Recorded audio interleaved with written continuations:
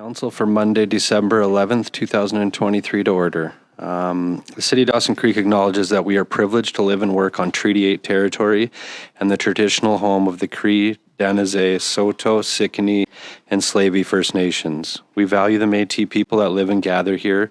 We commit to upholding the respectful relationships these nations have built with the land, and we acknowledge our responsibility to carry that forward today and into the future. First order of business is two delegations. 2.1, we have Mr. Eric Wolf with the Dawson Creek Secondary School and the Dawson Creek Secondary School volleyball team in attendance regarding the BC School Supports AAA High School Volleyball Championship that we just had. So welcome. Thank you, Council. Could you just push your, Eric, could you just push the button on the mic and I'll turn that on? Can you hear me now?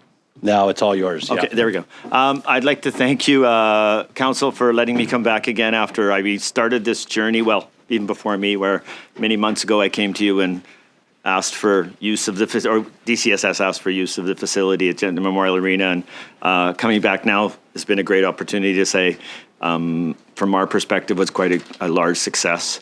There's the logo that we've been using so it's on all the stuff there that everything was going.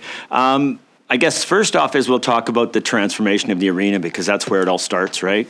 We had, I guess we had 15 teams come from all over the province. Vancouver Island, a team from Nelson came. They'd booked really early too. Prince Rupert, the Lower Mainland. We had 3 teams from Prince George. I guess in some ways unfortunate, some teams did not want to travel or could not travel from other regions. So fortunately all our teams in our zone were able to take part. So it was a great opportunity. Otherwise, we would have 2 teams in our zone up in the north, which is good. We'll go with the video of the transformation there, if she can find it. I didn't know I actually had it as a link. I just stuck it in there. So this is this sort of gives you a good perspective of what it looks like.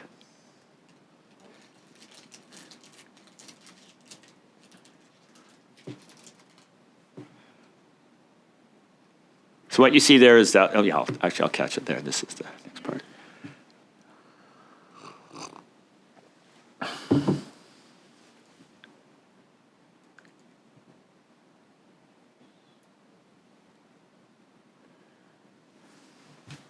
We can pause there if we can.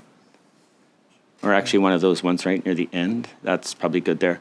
So what you guys started to see, I guess, for some of you that didn't, I know a couple of the councillors did come and other people did come and attend. And we know that they covered the floor. Those are 3 court floors that we got from Alberta Volleyball that we rented from them. It comes in little square bits and pieces, and you lay it down and click it together and put some tape down and put the nets up, and it's done. Didn't take them very long to put it together, thanks to many the city people helping out, and then the school district staff was really instrumental in getting it together as well. And so there we have 3 courts across it, and we had mostly all the time 3 courts playing all the time, with the exception, I think, in the finals in the last few games, we were just using the 1 court down at the end. I was just really impressed that suddenly I've been in that arena many times in my life, and other people haven't seen that, like, wow, there's something different in here, that you can open it up to a lot of things. So I guess I've always advocated for that, but it's just a sort of thing just to see how the thing is. And we actually liked the arena as a venue. It was a wonderful place. Everybody enjoyed it. Very smaller, I think more comforting. We like Ovintiv, but I think Ovintiv would have been a little big now that we look upon it. So there's the thing. We're good there. Anybody, I don't know if I had questions about anything. Well, you guys can catch me later, I guess. I'll finish up. So yeah. So my presentation, my slideshow is very, very small, so it's like not much there. Well, okay, there I am. So this is another video picture of the top. I don't know what, this is the same video, correct? Yeah, it's the same video. So we put it in there. As you can see there, that's one of the later on where people are in the stands and they're using it. I think this is our opening ceremonies, if I'm correct. Yeah. This is I don't have a really good picture of the team. They're still getting them to me. This is the picture of the Dawson Creek secondary team after when they did it. So there's a little bit of promotion. They had a good tournament. Came in seeded 15th and came out 11th. So they did really well in terms of that. So they worked pretty hard to the end. Some other pictures of them playing activity here. I think we have 3 or 4 seniors on the team, and the rest grade 11s. And so they, I'm just going to skim through these really well. So you can see how the courts, you can see a little more stands. I'm going to go back, actually, I'll step here and just leave it there. From all accounts we heard from most other people, it was quite a big success. The BC School Sports representative, he came up and he said, best run tournament he's ever been to. We were on time in terms of schedule all the way. We had no flaws in it, with the exception of a game going long because it's a competitive game. That was the only thing we had. Timing was wonderful all the way through it. The officials were all very happy, that thing. We had a lot of volunteers take part from the school and outside the community. A couple of big ones I always want to speak to is, I'll say 2 that sort of stick into mind right off the bat, or 3. Terry Spencer, tournament director, tremendous job. She put her heart and soul into this event. And we can't say enough about what she did.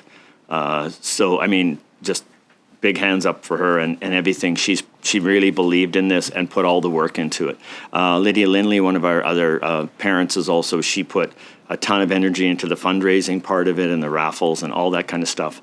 And then I know Trish Morgan, who wasn't even living here. She lives in Courtenay now. She was involved too. And I mean, another Adina, I can't remember all the names, but we can't. There's just so many to speak of.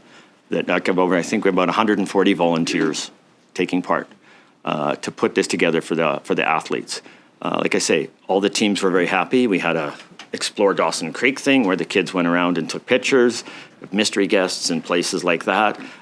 So the teams got a chance to go and see the place and hang out. And I think we even provided bus transportation for one of the teams to help out. And so I think it was just a wonderful event.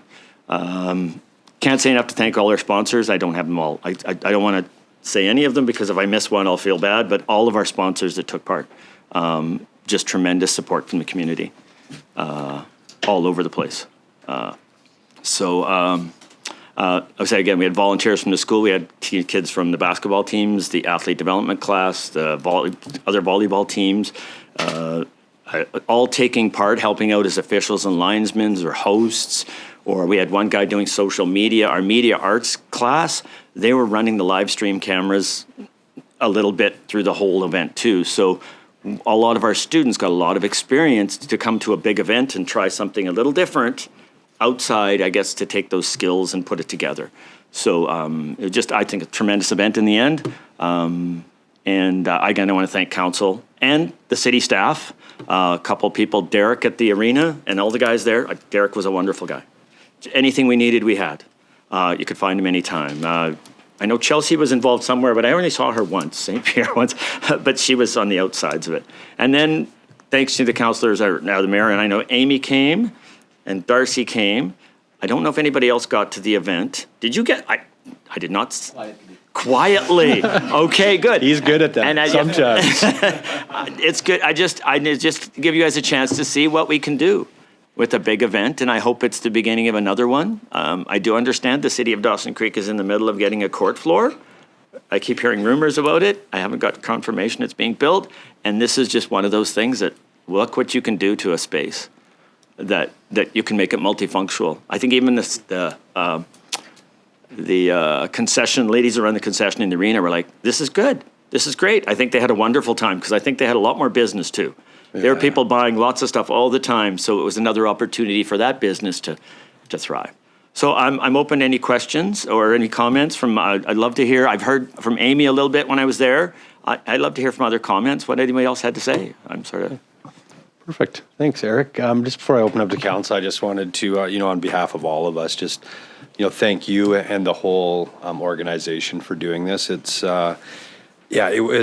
it was amazing to see and inspiring just to see the whole process down there. But most importantly, to reward those young athletes for all their hard work. And I know this isn't something that's just for the team this year. This is, 15, 20 years coming. And I know female volleyball has really taken off in Dawson Creek over the last 10 or 15 years. So to be able to see something like that of that magnitude, down there. It was, I mean, for us, that's what it's all about, is how do we inspire youth? How do we make them passionate about our city, our community? And that just hit everything. And one thing I just wanted to touch on is the 100 and I think there was, well, you said 140 volunteers, but 130 of them were non-parents from the girls. So it was just the community as a whole coming together. So that blew me away.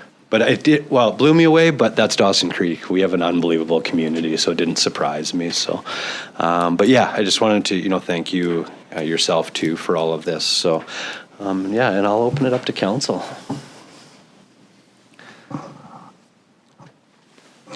Councillor McDonald. Thank you, Worship. The mayor said it all, but just congratulations and thank you for bringing such a wonderful, high caliber, quality athletic event to our community, especially a women's event like this. And it does so good for our community and our youth to see this brought here. Well done, congratulations, and thank you to you and your team. Thank you. Councillor Apollonio.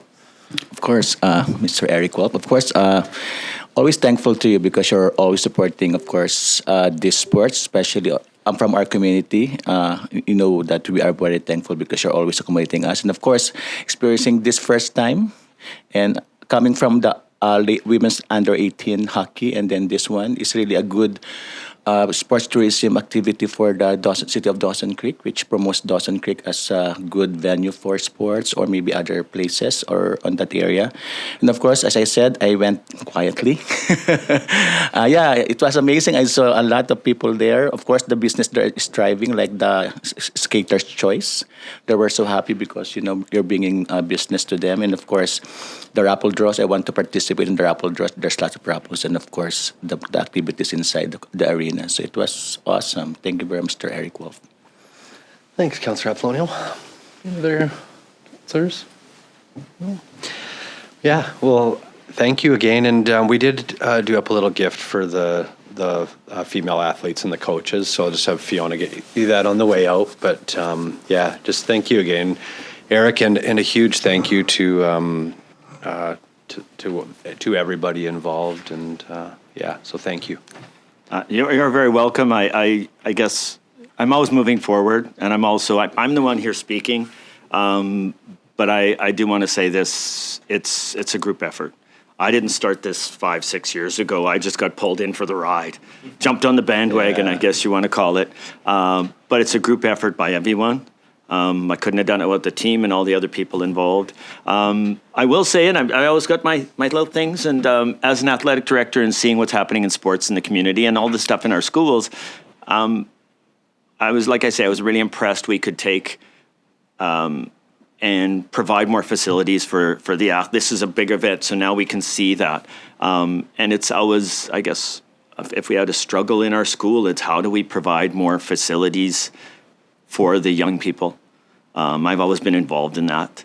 And I think we've talked with the council, has talked about that, and we've had plans and things like that. And I always think that that's an important aspect. And this is sort of one more step towards where can we go with our visions. So I do want to thank Amy for coming and passing out everyone there. Also, those are BC School Sports lanyards. I know you might, I shouldn't say, we only gave out lots of them, so you guys have ones, but they're just as a nice memento from BC School Sports that they were supportive of this. So I again thank you for council and all the staff and everybody that supported this. So look forward to maybe in the future doing it again. Not for a couple of years for me, though. Perfect. Councillor Parzo did have something he wanted to add. So well, you just touched on the thing I was going to say. This was a bit of a scramble. So how long ahead does a community have to apply, let's say, for a provincial basketball tournament or the Nets volleyball tournament? Is it just done 1 year ahead, or is it 3 years? Or so generally with BC School Sports is they have to know who's bidding for a provincial championship before the end of June. So different venues. So this one came up a little bit later. partly because of the delays with us being deferred a couple of times. So I know this was a bit of a scramble because the original plan was going to Ovintiv and then here. But generally, no, it's a bid. It's within a year, depending on the type of championships. I've done cross-country ones where it's a one ping park venue. It's a totally different thing. Like a basketball one or a volleyball one, they're planning like January or earlier on for those venues, or even before then, to know when it is. I'll give you an example of what happened to one of the teams. I think it was Brentwood. They were scheduled to host the AA provincial championships, and then they had one extra athlete that pushed them into the AAA category. So suddenly they couldn't host it. And last year, I think one of the teams stepped in and put it together in a few months last year when we could not do it. So, it depends on the event. Certain events like basketball will not likely ever leave the Langley Event Center. They have coordinated theirs that the provincial championships are there for junior, senior, well, not single A, double A, triple A. They've got Langley Event Center has like four or five gyms, and everything is located there. Volleyball tends to move around. So if we do it again, we know we've learned from this that, okay, we need to book Ovintiv way back in January, or even before that if we know the bid's coming in. We would know by June that we've got the bid for next year, and then we can put things together. Thank you. Thanks, Councillor Parslow. Perfect. Well, thanks again, Eric, and please pass on to the team members that our thank you to all of them and congratulations. So Okay. I will. Thank you very much. you bet. Thank you.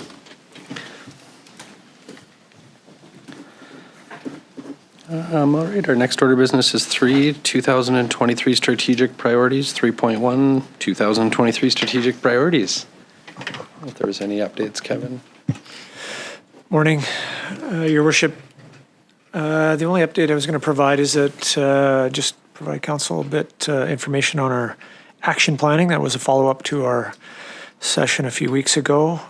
Staff has met twice, and we've got through most of the strategic priorities, and we're going to meet again this week and hopefully wrap that up. Then the intent is to try and we'll take another look at it and really try and determine from a capacity workload issue just how much of that we can accomplish, and then I will come back to council with a report, just kind of recapture that and let you know where we sit and what we've come up with and see what you think. So we'll be doing that. I'm hoping in January I can bring that forward to you.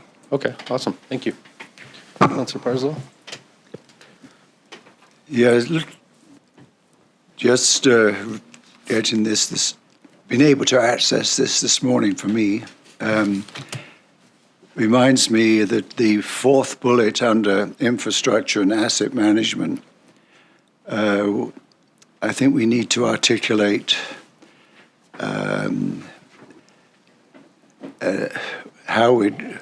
to what degree are we going to be able to work on the bullet that reads, continue to reduce our reliance on Peace River Agreement funding for operations of the city. I think we need to have a pretty in-depth discussion about that. So we're all pulling in the same direction, perhaps. Thank you. Thank you. Other comments? Next, 4 late items. I think there's no late items, is there? No. 5, new councillor business. All right. 6, adoption of minutes. 6.1, minutes of public hearing, November 27th, 2023 for adoption. Councillor Kemp, Councillor Sudnick, second. I'll call that to vote.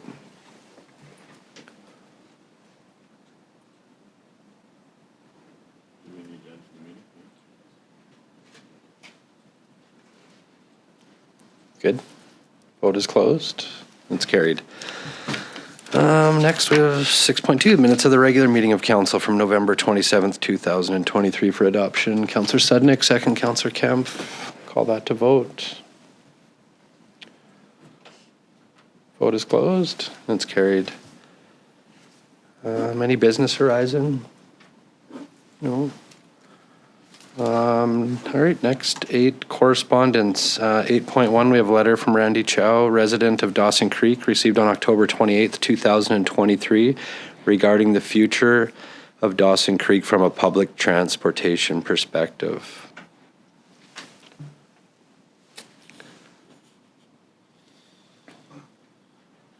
Councillor McDonald? Thank you, Worship. Can I move that we receive this for discussion? Yes. Do I have a second? Councillor Kemp? Go ahead, Councillor McDonald. Thank you.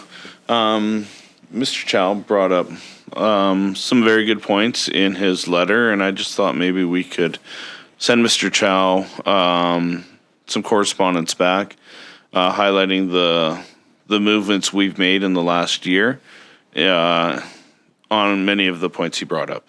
And would just like to see that done. Okay. Thank you. Should we make a motion for that, or do we need? Yeah, okay. I as well agree with you, Councillor McDonald, and I wanted to thank Randy too, actually, for the detail that he put into this report. It was very thorough, and I would also like to, invite him to come in and even meet with myself, and not to speak for Kevin, but even with Kevin and myself, just to talk about this. We've had a lot of community dialogue with residents about transportation, and there's a lot that we got going on. So, okay. Any other discussion before we? All right, I will call that motion to vote for discussion.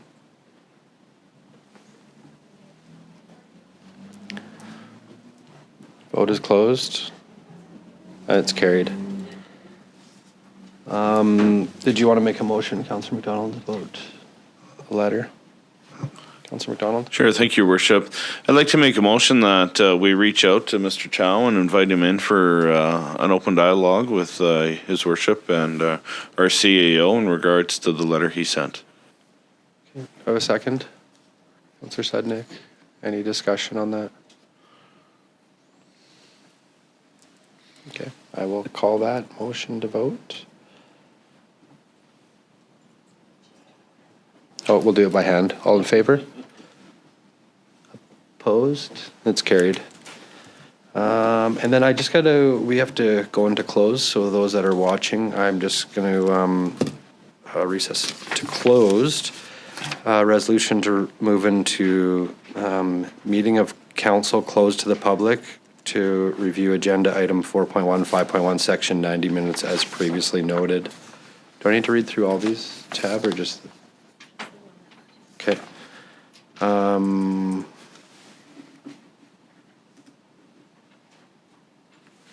Agenda item 2.1, section 91K, negotiations and related discussion respecting the proposed provisions of a municipal service that are at their preliminary stages. So,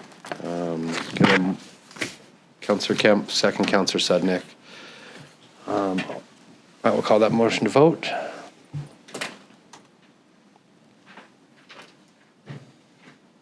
Vote is closed, and it's carried. So for those that are watching, we'll be back in just after 10 o'clock. So regular council meeting for Monday, December 11th, 2023, back to order. Our next order of business was 8.2. We have an email from Locke, Manager Lands and Row, NorthRiver Midstream Incorp., received on November 7th, 2023, regarding a request for a letter of support for Donald.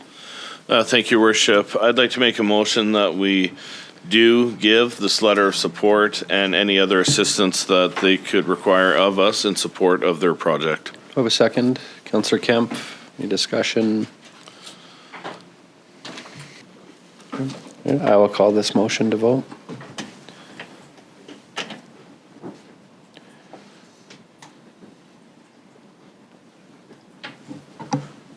Waiting on. Everybody voted? Yeah. Vote is closed. That's carried. Next order of business, 8.3. We have an email from Prairie Chamber of Commerce received on November 21st, 2023 regarding the request for sponsorship growing the North 2024 Economic Development Conference.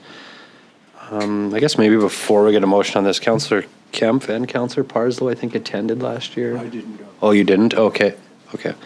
Or did you want to speak? I was just thinking, one, if there was, some value, which I think there is. What I heard from it being regional is, one, I guess, would we need to have a motion to add this to our list of?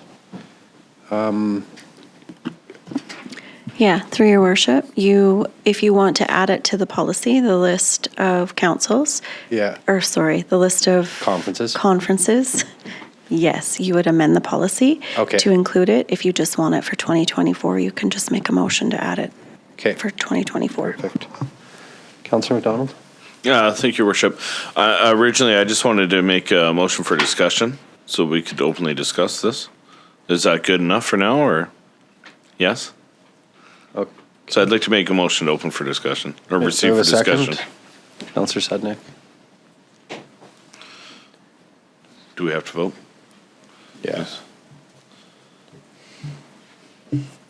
Can also, too, like on ones like that, we can just ask a couple questions if you want some clarification before.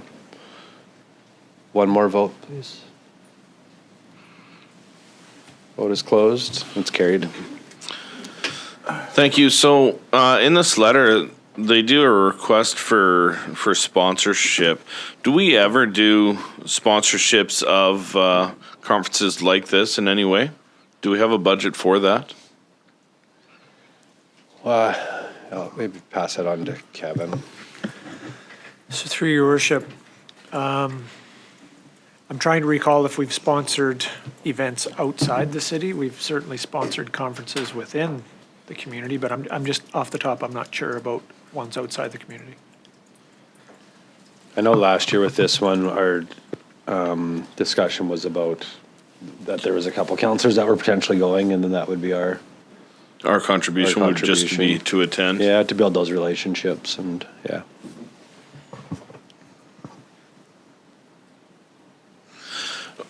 So I would further ask then, is it in our bylaws that we could, is it part of the economic development budget then that we would use to sponsor something like this or become a sponsorship of it? So through your worship, yes, it could be through ECDEV or through the grant budget, which I'm not sure that there's a whole lot left in the grant budget, but Right, but it would be for 2024 anyway, so that's correct? correct. Yeah. Right? So I appreciate us sending counselors to this, and I would like to see that on a regular, that we attend this.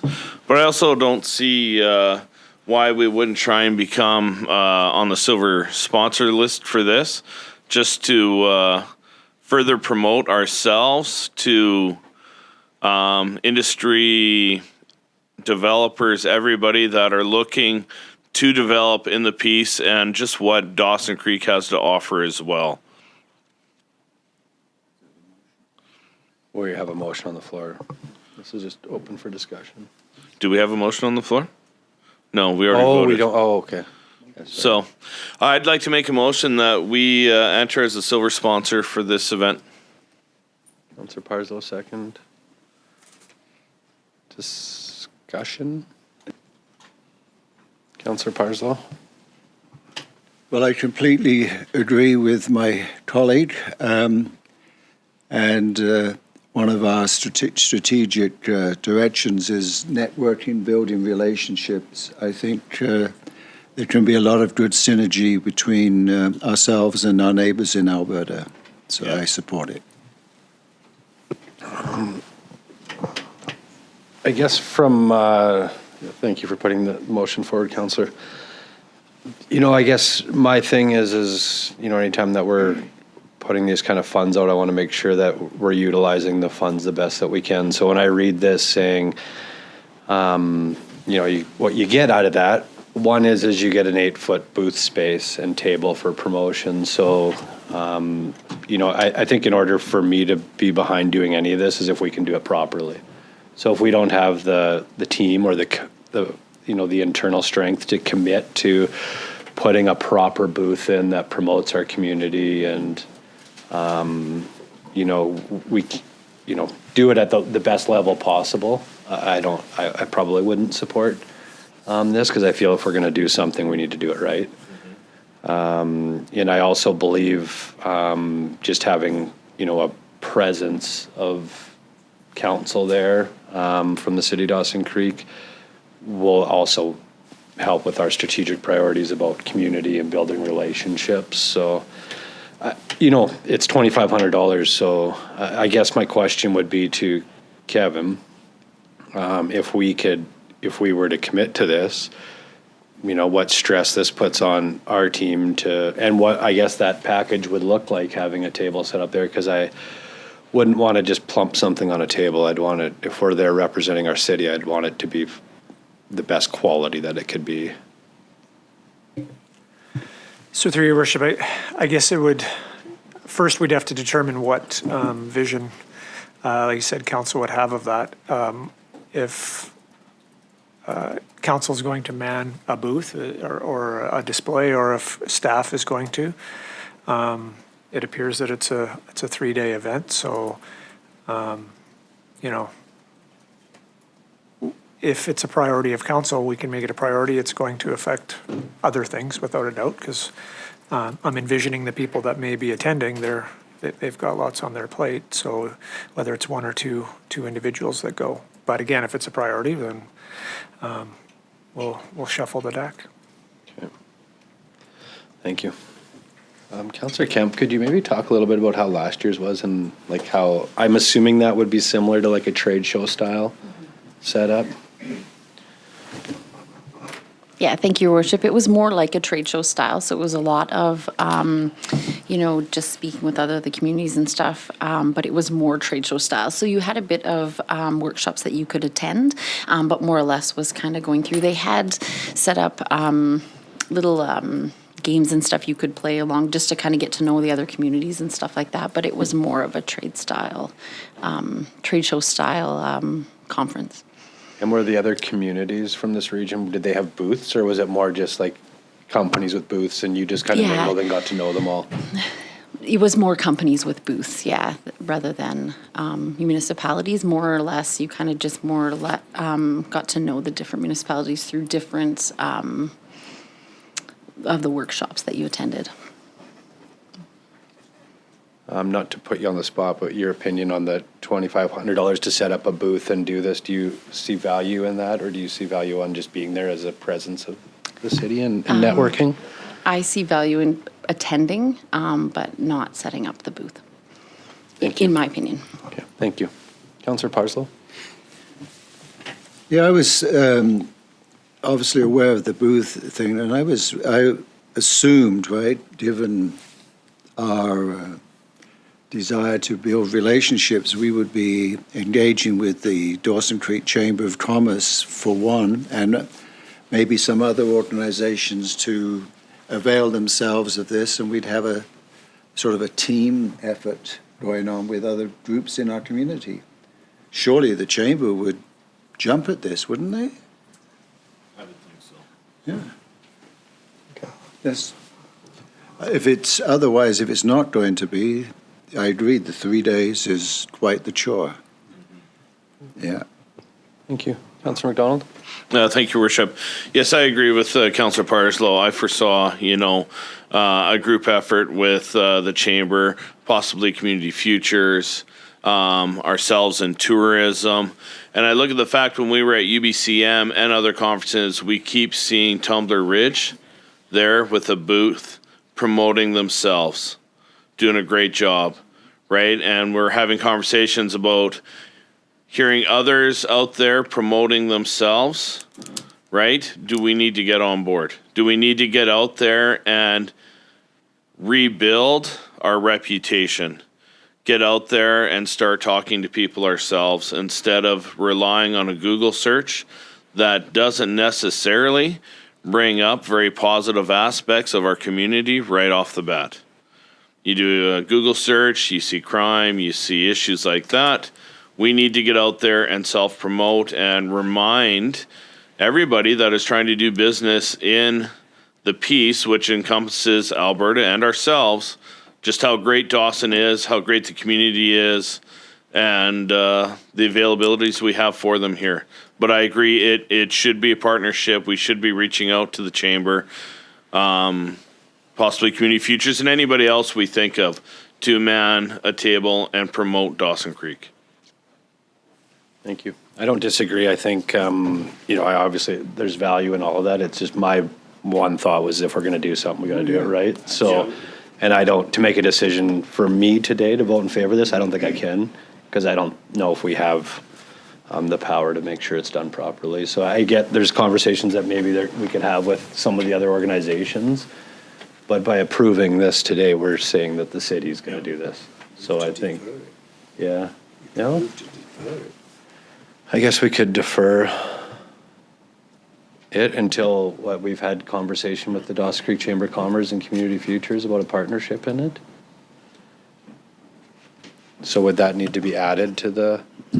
Through your worship, just for clarification on the motion on the floor, is that that council authorizes silver sponsorship of $2,500? Yeah. Okay, for next year's conference? Yeah, you would have to make an additional motion to defer the motion on the floor until staff can bring back further information, and that wouldn't come until the January 15th meeting. Okay, and is there a deadline on the sponsorship? I was trying to look and I didn't see anything. Councillor McDonald, did you want to add to that? So, should we amend the motion then to have staff look into partners to it and the feasibility of us hosting a table at this conference, et cetera? Yeah, I think Or just easier, defer? Defer it, or, yeah. I think we'll Just defer? it. Okay. So I'll make a motion to defer my motion then I'll second that. to January 15th.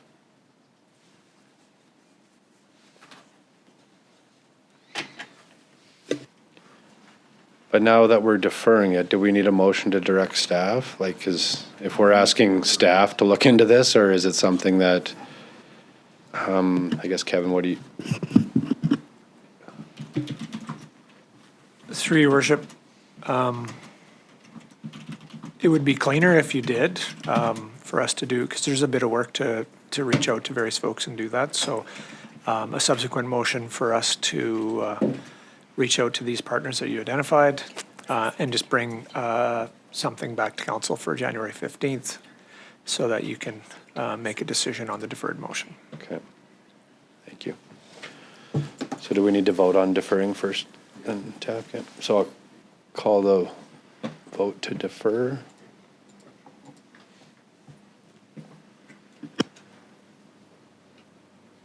Vote is closed and it's carried. Councilor Parcel, did you want to? I did, didn't I? Oh, I thought you did push your button, but it's not working. No, Oh, yeah, vote. I I thought did. did you want to make a motion to Oh, no. direct staff? No. Okay. Sorry. Councilor McDonald? Thank you, Worship. I'd like to make a motion directing staff to reach out to possible partners like the Chamber of Commerce, like the Community Futures, and anybody else they see fit in partnering with us to host a booth at this conference. Or a second? Councilor Kemp? Any discussion? Councilor Parslow?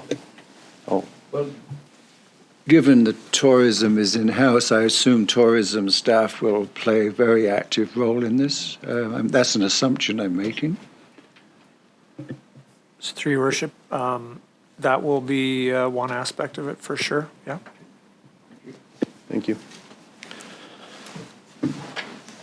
All right, any other discussion? No?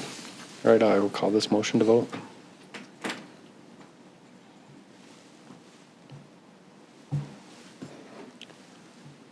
Vote is closed and it's carried. Next order of business. Oh, could I? Sorry, did we deal with adding this to the conference list?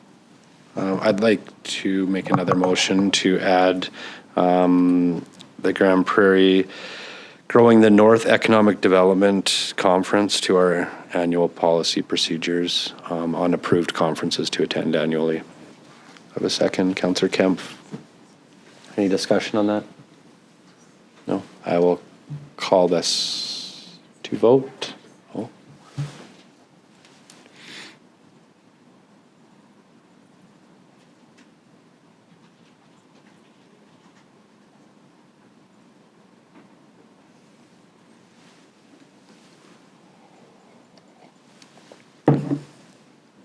All right, I will call that to vote. Vote is closed and it's carried. Next order business 8.4, we have a letter from Chris Norbury, President, South Peace Health Service Society, received on December 1st, 2023, regarding a request for a letter of support for the Bultery's house.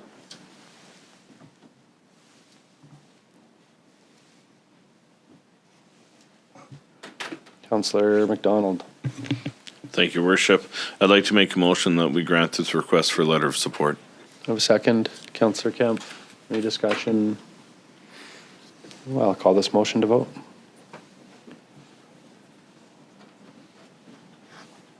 Vote is closed. It's carried.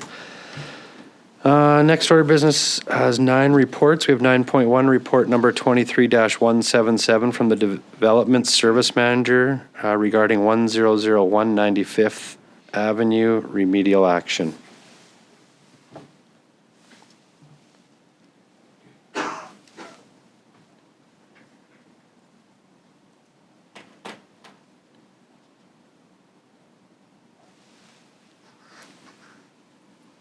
Councillor Parslow?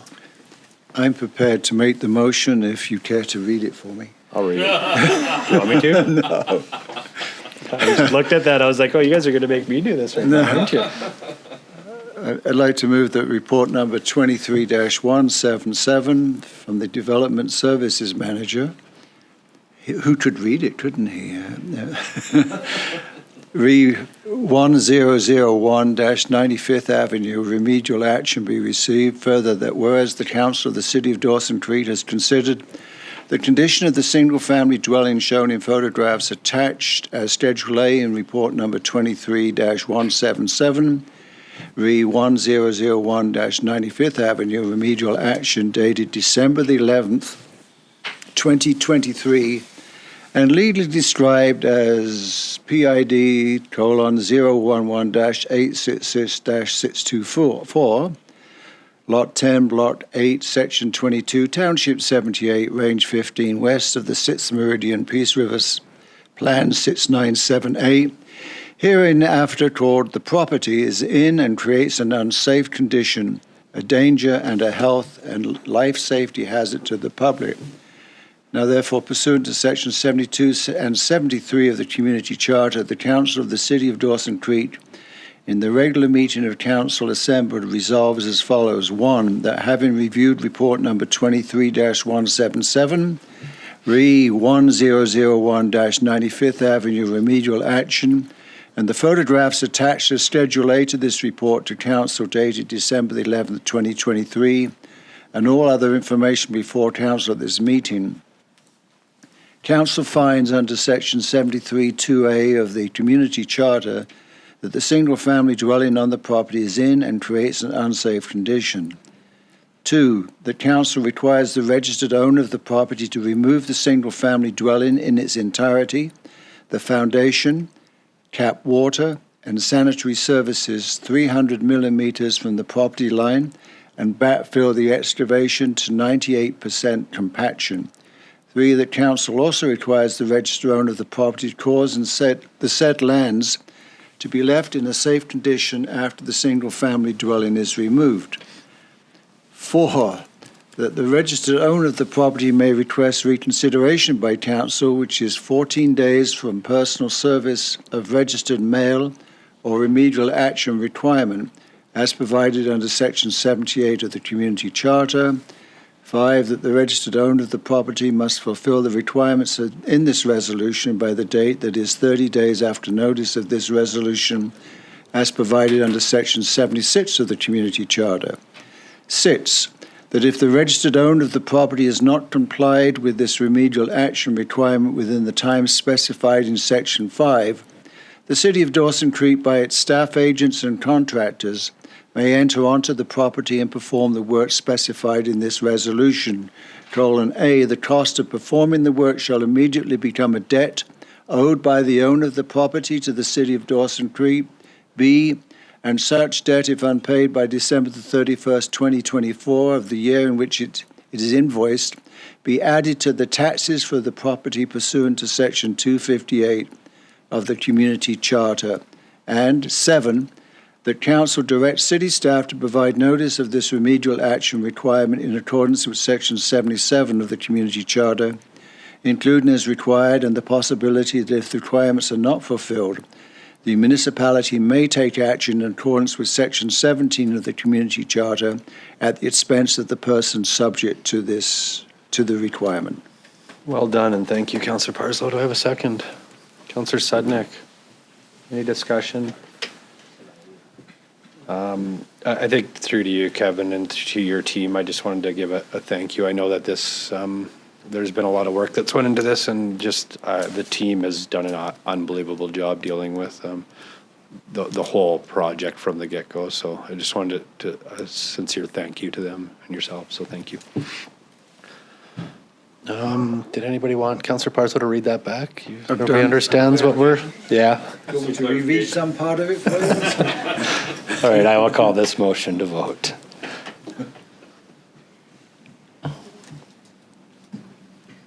Vote is closed, and it's carried.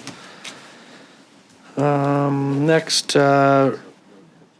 report 9.2, or sorry, next 9.2, we have report number 23-178 from the Development Service Manager regarding the SPCA 2024 animal control budget.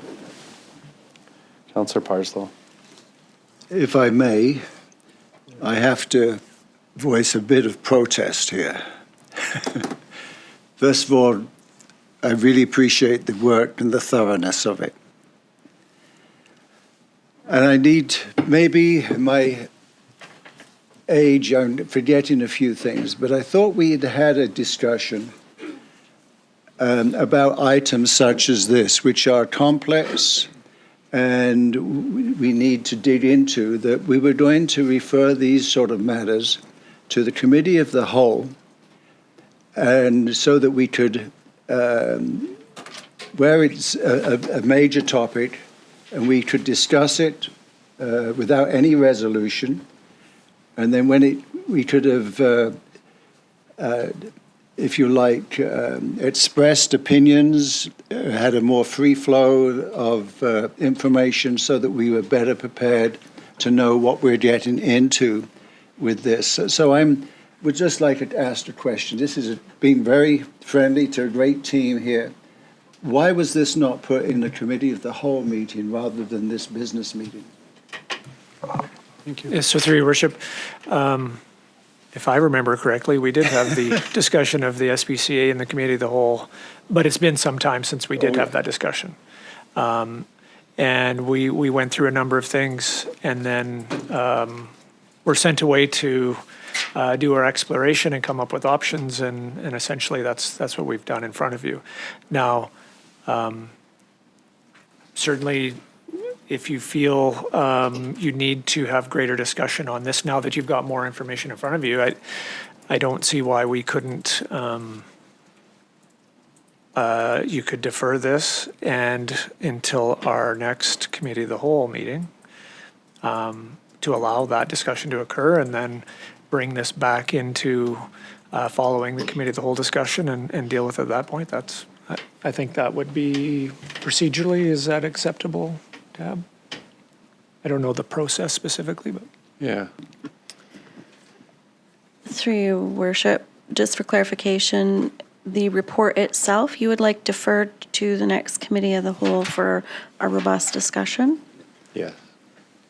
I think that's That is the essence of it, but I want to be a team player here. Yes, this topic was presented, but some of the ideas and permutations that are presented in here need to be it's discussed freely because, you know, there's the work that's gone into this has led to many more possibilities of resolution. And I'm just trying to reinforce the notion that we were going to use our committee of the whole for this sort of exploration. But you're right, this did come before, but the good work that's been done opens up a whole bunch of permutations that I think should be more appropriately. I mean, this meeting is a meeting for making decisions. It's not for doing our homework or for listening to other people's ideas too much. Yes, debate an issue, that's different. Yeah. But this is has a different color to it. So I would, if you, I would make the motion that we defer this to the next committee of the whole. Second, Councillor Sudnick. We'll call that to vote.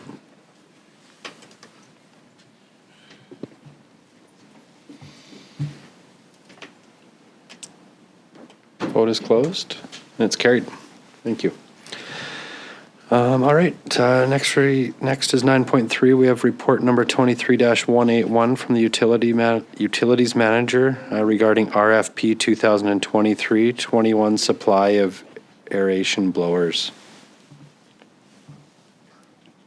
Councillor Parslow. I move the report number 23-181 from the Utilities Manager, request for proposals RFP 2023-21, supply of aeration blowers be received. Further, that Council award RFP 2023-21, supply of aeration blowers to Atlas Copco Compressors Canada for $415,150 plus applicable tax. Thank you. I have a second. Councillor McDonald. Any discussion? I don't see any option for not doing this, and that's why I made the motion. Thank you.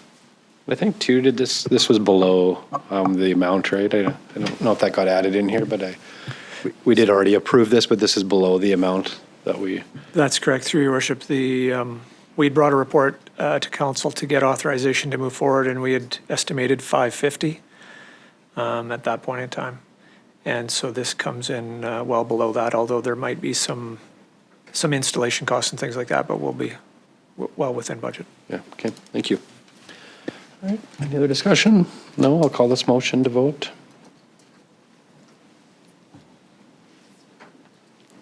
Vote is closed, and it's carried.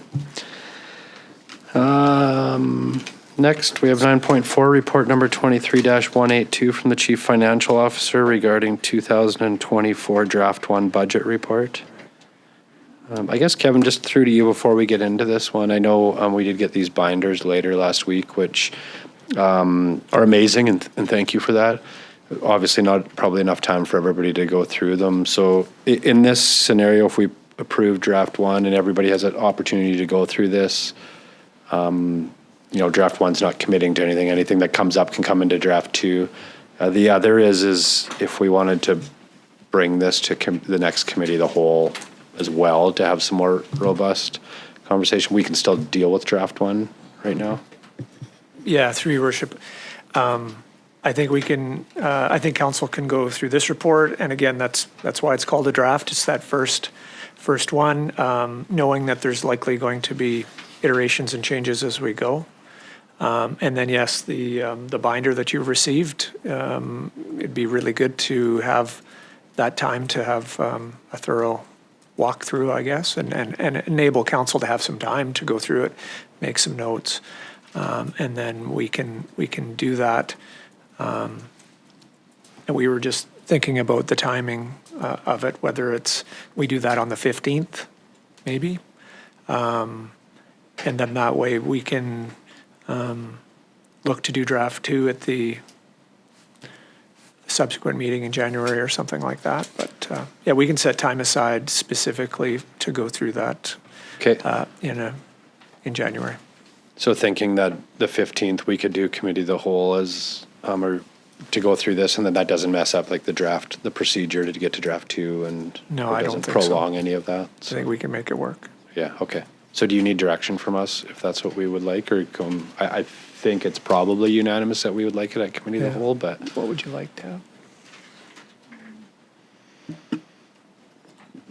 Through your worship, to your question regarding committee of the whole, they're usually slotted for the second meeting in the month under the council procedure bylaw. However, if a report comes forward just for discussion, and there's a robust discussion during that slotted report, I think that would be fine. okay, that or we'd have to waive policy to have the 15th as a committee of the whole to also honor the last one that we just dealt with as well. That's through the council procedure bylaw, and we would not be able to waive that. Okay, thank you.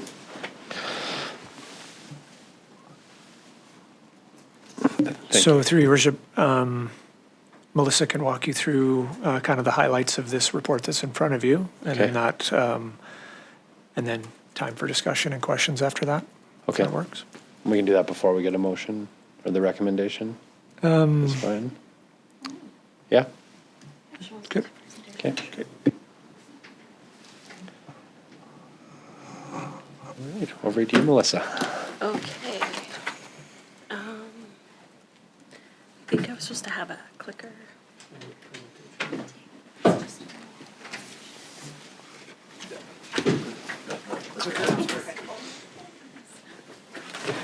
Thank you.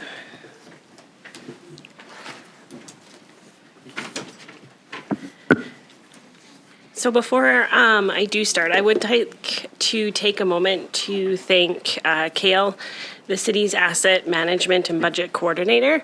I'm 4 weeks into the position, and so I just greatly appreciate the work that Kale's done, both with the budget assumptions report and helping me get up to speed with draft one. So thank you, Kale.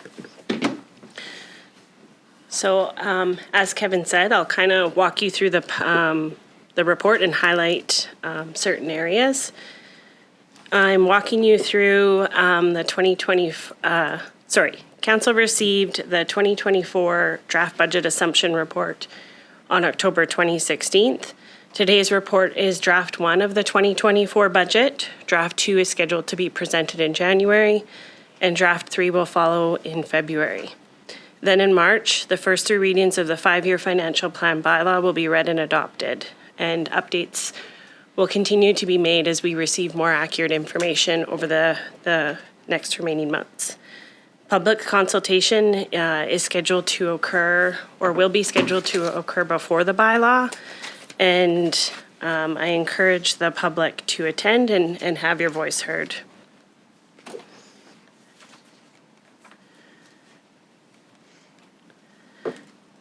When we look at the total operating revenues, they're budgeted to increase by 2.2 million, and this represents an increase of 4.77%.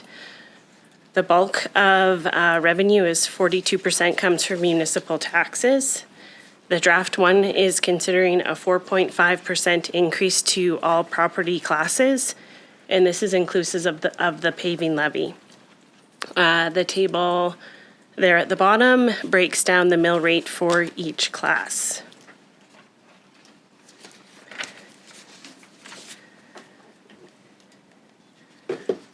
Total municipal taxes are comprised of 20.8 million related to the municipal taxes and 317 related to the paving levy. It should be noted that the current year property tax estimate is on the preview roll, which is an estimate of assessments. These amounts will be firmed up in future drafts as we receive the completed roll. And that residential makes up 43% of total property tax revenue, and commercial is 51%, and this is consistent with prior years. You'll notice that the budget assumption report was forecasting a 4.5% increase in assessment value, and the preview roll is showing an increase of only 0.266%. The update to the preview assessment resulted in a loss of $825,000 in property tax revenue, and we were able to offset that with increases in other areas of revenue sources that I'll go into next. When we do look at the changes in the revenue breakdowns, they are fairly flat. We have budgeted an increase in the BC gaming funds, user fees related to the pool, climbing wall, and other recreational programming and interest revenues, all based on assessing where we're at year to date. And we can kind of see where we're from 2023 and estimate and make a good assumption for 2024. Just want to check here. No, sorry. When we specifically look at interest revenue that is at the bottom of the top graph there, you'll see a significant jump there. Year to date, we've received, we're budgeted to receive 56%. We are budgeting to receive 56% of the estimate we've received for the total of 2023. And so I think that's a fairly conservative estimate based on that. The current Peace River agreement funding is also budgeted at $16.2 million. And this will be updated in draft 3 as we have the confirmed funding from the Peace River Regional District formula adjustments. And we're expecting to receive that in late January 2024. Actuals for 2023 of that were 16.3. And I also feel that's another conservative estimate given the upwards trend in that revenue source that the City of Dawson Creek has seen.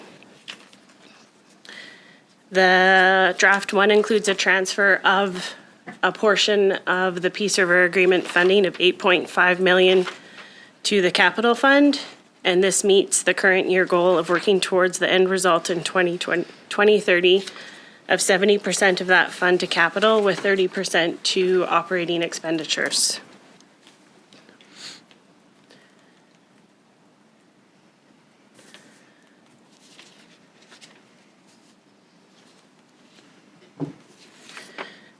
When we look at the expenditure side of the budget, operating expenses total $38.4 million, which is an increase of 4.3% from the prior year.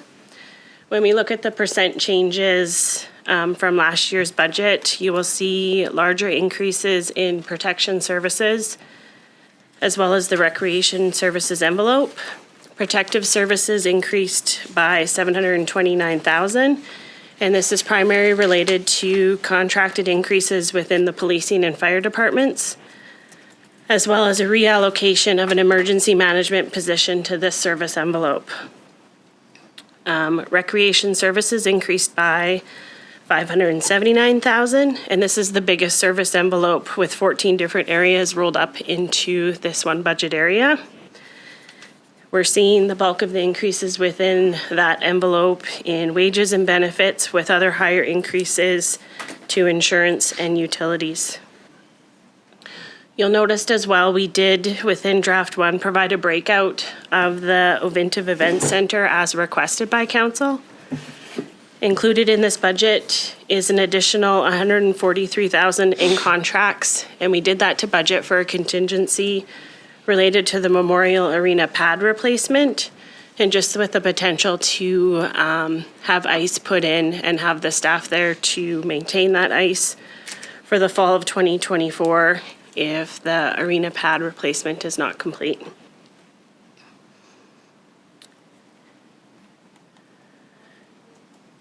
This report also provides detail on total envelope expenditures, but also looks at an analysis per expenditure category. You'll see that wages and benefits is the largest expenditure at 41%. And this percent does align exactly with another municipality as well that I reviewed, just to see in comparison where we're at with that. This allocation to wages, it's logical and crucial as a service provider to the citizens of Dawson Creek. The increase is a combination of some new positions, as well as a contingency related to collective agreements that are set to renew for renewal in 2024. When we look at other large percentage increases, some include the Municipal Finance Authority debt payments, And that's just from us looking at paying the first installment of the $5 million that we borrowed in 2023 towards the capital paving program. Insurance has increased by 31%, and this increase is necessary to reflect the catch-ups that required just from us being consistently under budget the last few years, and so it's showing us quite a large increase.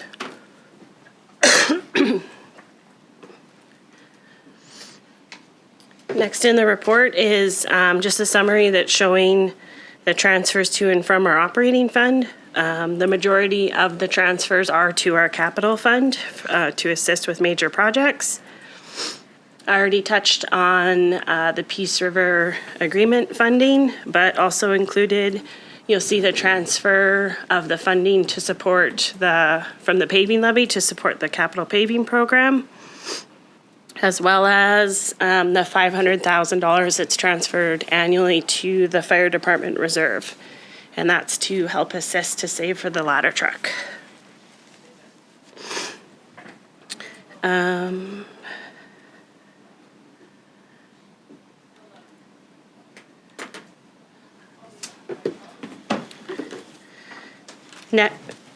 Sorry.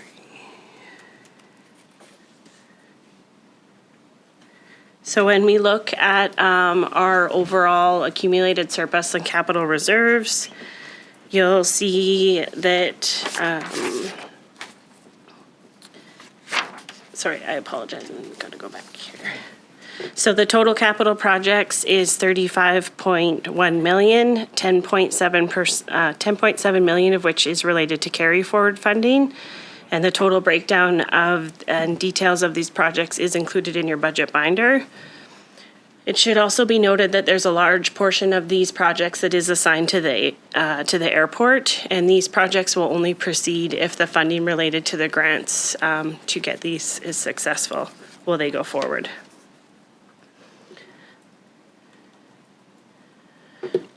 Next, we're looking at the accumulated surplus and capital reserve detail. And when we look at these balances, you can see the steps and decisions that this council has made that have greatly contributed to the increase in these reserve funds. As we work towards completing the finance asset management plan, you'll see that it's going to become so much more important to have these reserve balances. When we talk about sustaining the vast infrastructure of roads, sewer, drainage, parks, facilities, water, and equipment and vehicles that the city owns, we are going to be looking at the requirement to be saving multiples of millions of dollars per year for the replacement of these aging assets. When there is a presentation that is attached to the report that does give a bit more breakdown. Specifically, when we look at what a 1% increase in mill rate equates to for house assessed at different values, as well as what a % increase in tax generates in municipal property tax revenue. And I know that was an ask of council as well. I feel like I've already touched on the majority of the information within this presentation, but would welcome questions. Thank you, Melissa, and to your team. Who wants to? Questions? Councillor Parslow.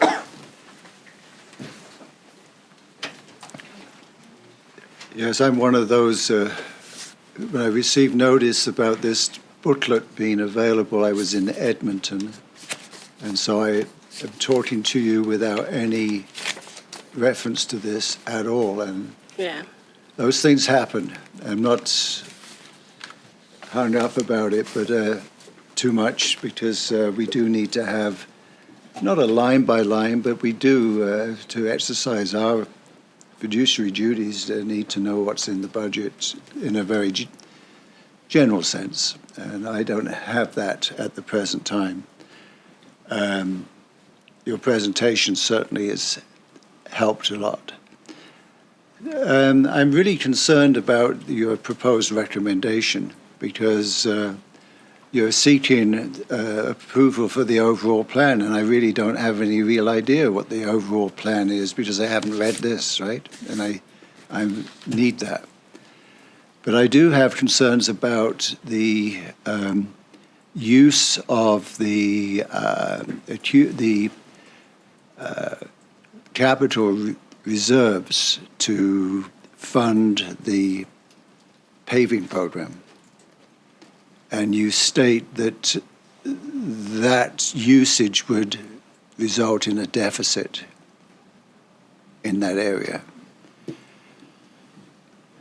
I have no idea about this council's approach to internal borrowing.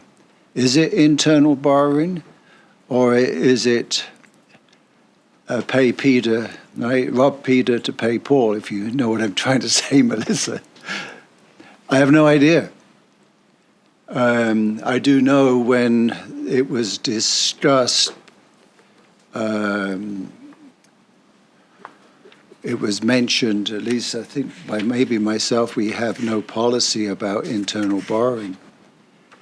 I know the practices of other municipalities, not locally, but just other municipalities that have a very wonderful financial picture, right? And they do a lot of internal borrowing, but they always pay it back, and they have a agreement on the if they're charging interest on that, when commonly they do, you know, because they don't want to be doing that and thereby adding to removing potential investment opportunities and returns on the interest.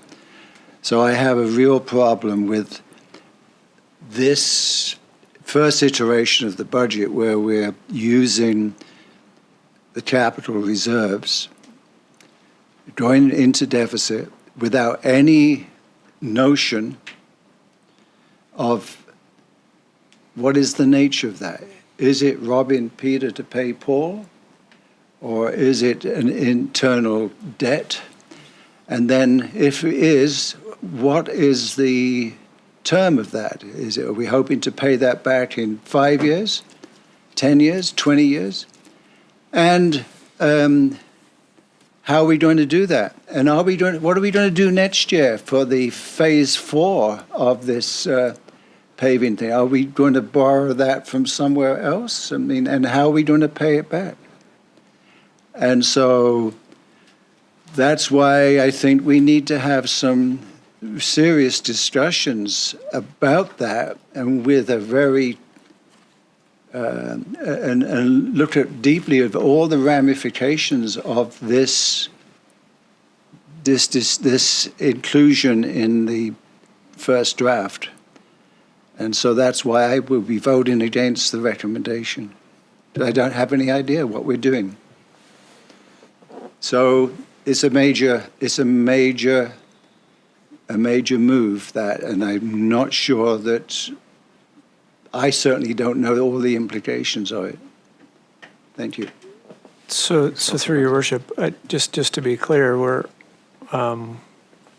we're doing there is doing exactly what council directed us to do, which was to not borrow and which was to take from the reserves and to fund the paving. And that is why there is a deficit going into that. That was the direction of council. So I just wanted to be clear. We're not doing anything here that's that we weren't told to do. The tax rate structure that's in there, again, this is just the first iteration, and that is, again, coming from the 5-year plan, which was approved from council last year. And so that's guiding us into this year. So I just wanted to be clear. As far as the internal borrowing, because we're not borrowing from a different fund, i.e. water or sewer, I don't believe we need a bylaw. It's not actually considered to be borrowing. We're just taking out of the reserve account and using it for for infrastructure, which is why those accounts are going to be built up. And I think the good news story here is if you looked at the trend of the surpluses and the reserves that we've had going back over the last 10 years, we've come from a spot of having a few $1 million to being in a position of having $60 million. And I think that's, as Melissa indicated, that's because of the good work that councils have done previously. So I don't think we want to lose sight of that. Yes, and I've talked about this before, it is very difficult to save and spend at the same time. We talk about aging infrastructure and the need to spend and rehabilitate that. And then we talk about having to save. It is difficult to do both. And we're not in the position yet where we can continue to grow reserves and spend. We are at a position where sometimes it's one or the other. And in this particular case, we're taking money from the reserves, and that's going to mean that we're instead of putting $5 million into the reserve and building it, we're knocking a few million out of it. But that's where we're at. Yeah. Thank you. Councillor Parcel. Yes, the council did make the decision not to externally borrow, right? I know that. But I wasn't aware that we had actually voted as to where we were taking the money from. There was a motion that I made that we have a blend where we would use the new opportunistic money that came down from the province, about 3.9 million, with a little bit from the capital reserves. Did we resolve that? Because I have to confess that I didn't think we did. So through your worship, that, as I understand it, that 3.9 that we received from the province for the Growing Communities Fund is just in the general reserve. So it's, when we say we're taking out of the reserves, it's coming out of that same area. So it still has the same net effect, if I'm... So has there been some determination of how we're going to use that 3.9 million?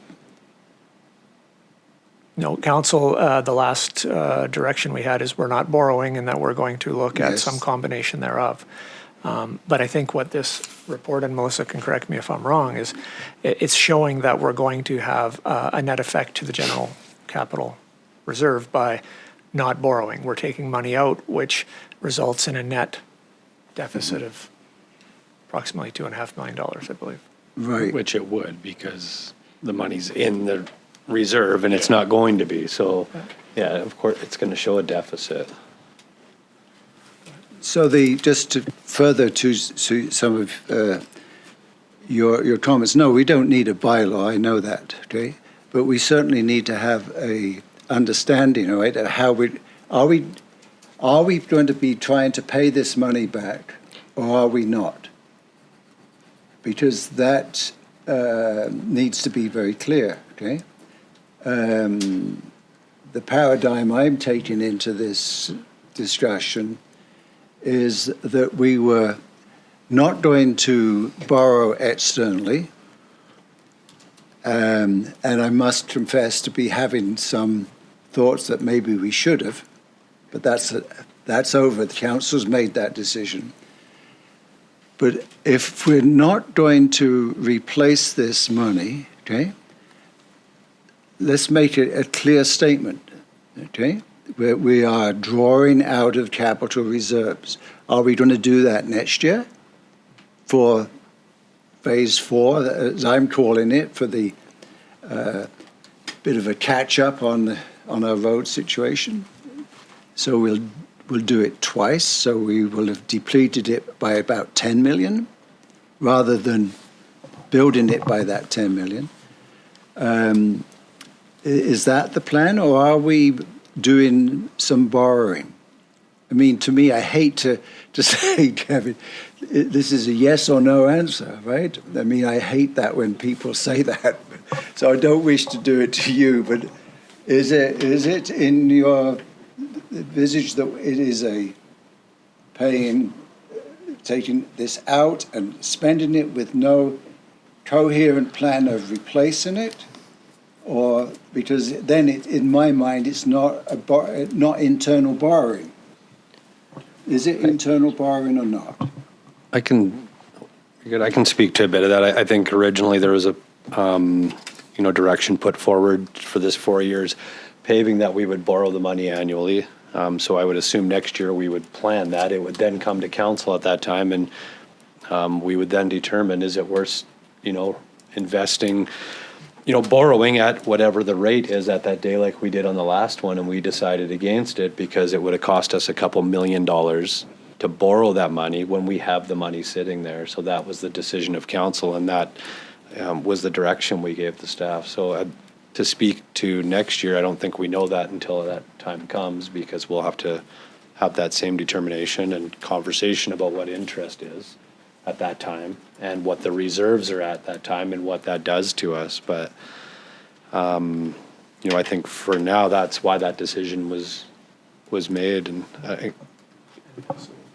Melissa can add, yeah. So through your worship, it should also be noted, this was just so far focusing on 2024 budget. And so in the report, there is language that talks about that it is coming from the current general capital reserve, but that if repayment to the general capital reserve is desired, there is the option to fund from the existing operating fund surplus or budget the replacement of those funds over the next 10 years, which would start in budget 2025.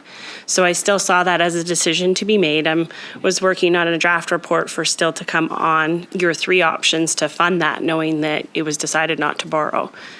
So draft 1 has it being funded out of operating.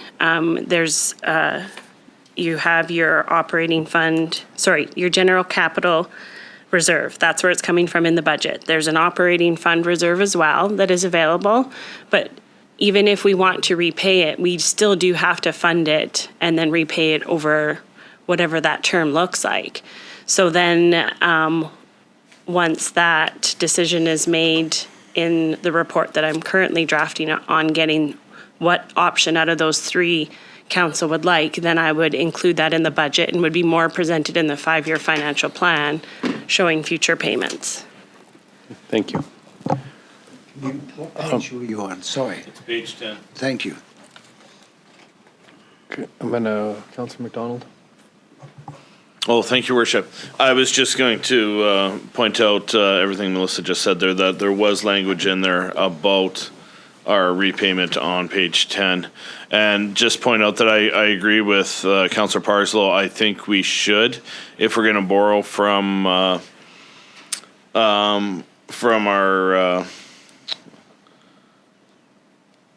savings. Sorry, I can't think of the word right now. Capital reserves. Our reserves, thank you. From our reserves, we should definitely have a repayment plan.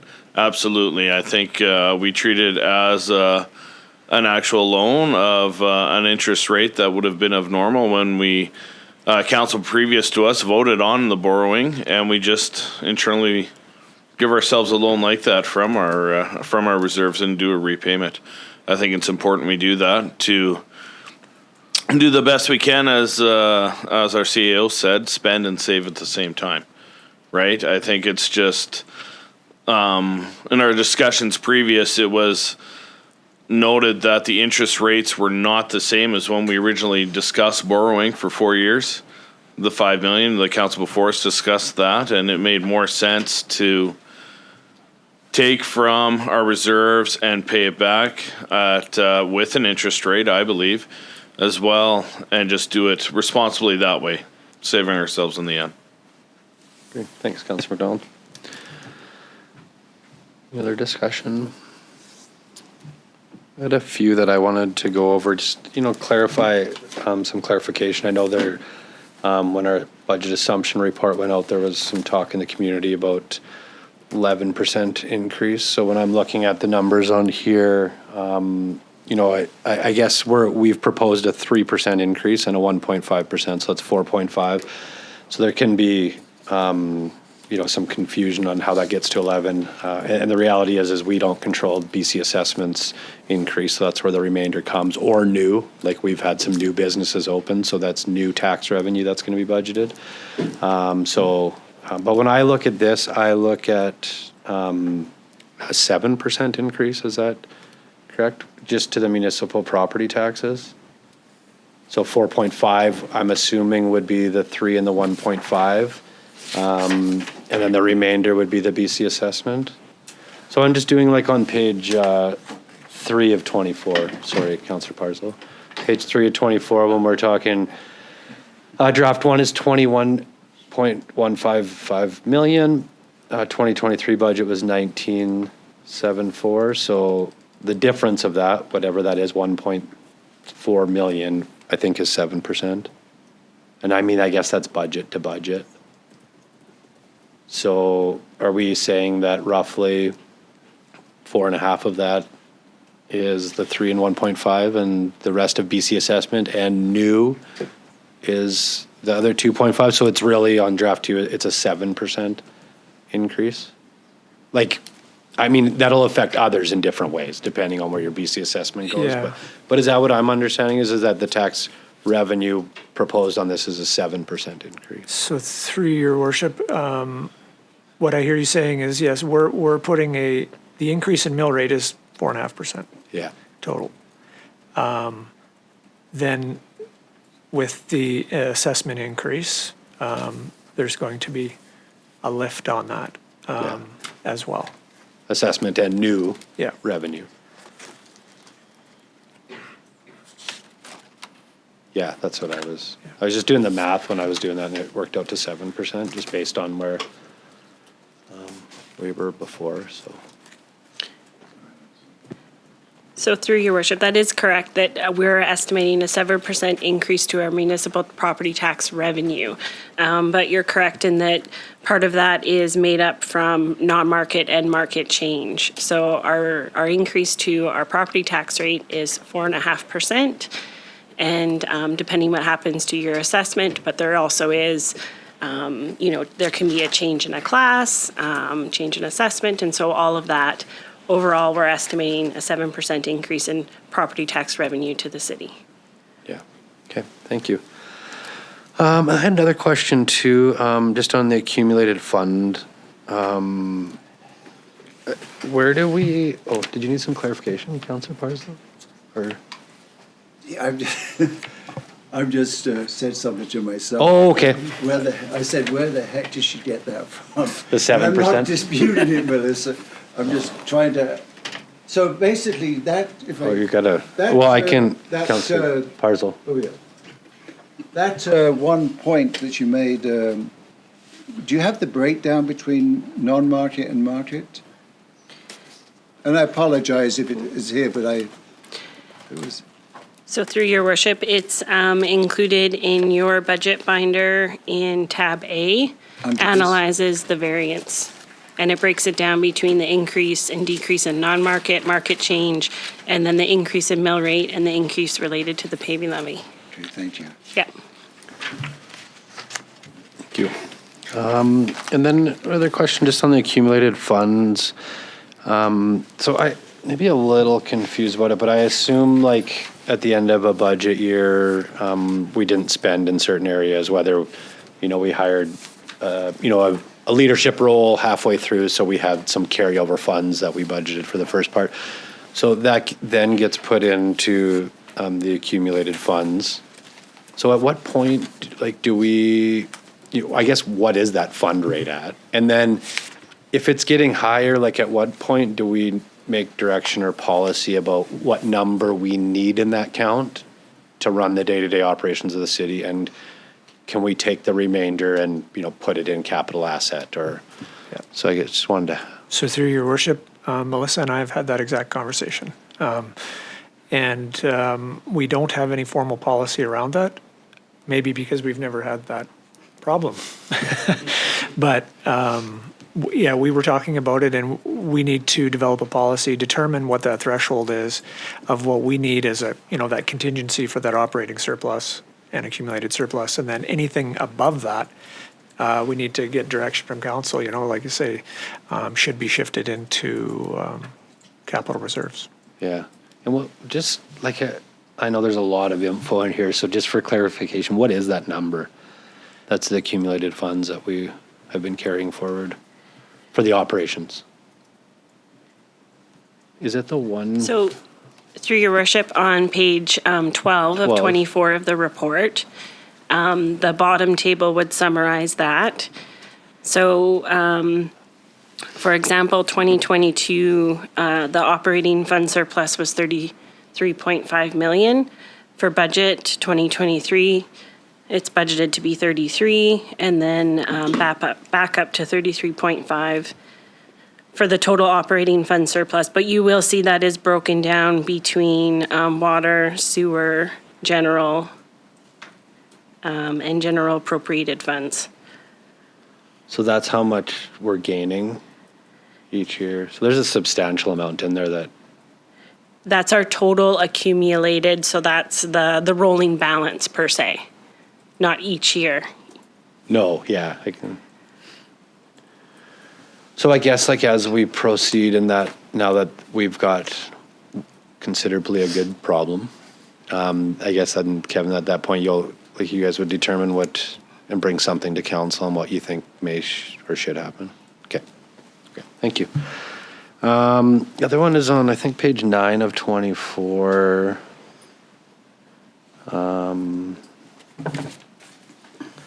Just the insurance. I know in the big picture it's maybe not a lot, but a 30% increase. I know insurance rates across the board worldwide are going up, but that's a pretty significant increase. So as a municipality, are we mandated to only have like one insurance provider, or is that something that we shop out annually to different insurance companies? And or is this just, equivalent? Like, I'm assuming like vehicle insurance through ICBC would be in that as well, or is this just liability insurance? I don't have the breakdown. Yeah, so through your worship, we go out to market for some insurance, but it's just what we're seeing, as you probably are aware in the insurance industry. Yeah. Significant increases across the board. So, and unfortunately, a lot of it we can't do much about it, but we do where we can shop around. Yeah. Just a big number when I was looking at it, like a 30% increase. It was, yeah. And I, realize that insurances are going up, but to ask, so.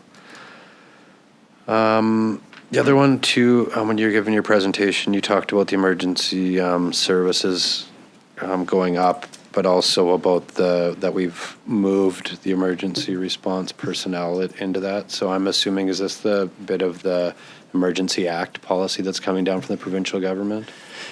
Yeah, so through your worship, we have, we have an emergency management position, which Chelsea was in the last couple of years. And then she has moved into a position in community services, replacing a vacancy there.